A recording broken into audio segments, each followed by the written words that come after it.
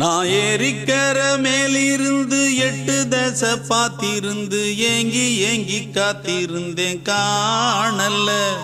மணி 7 8 ஆன பின்னும் ஊரடங்கி போன பின்னும் சோறு தண்ணி வேணும் இன்னு தோணல்ல.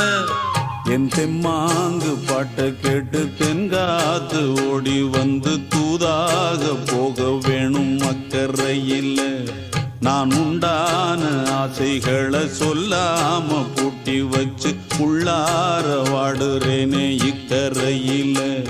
நான் ஏரிக்கர மேலிருந்து 8 தசை பாத்திருந்து ஏங்கி ஏங்கி காத்திருந்தேன் காணல்ல. மணி 7 8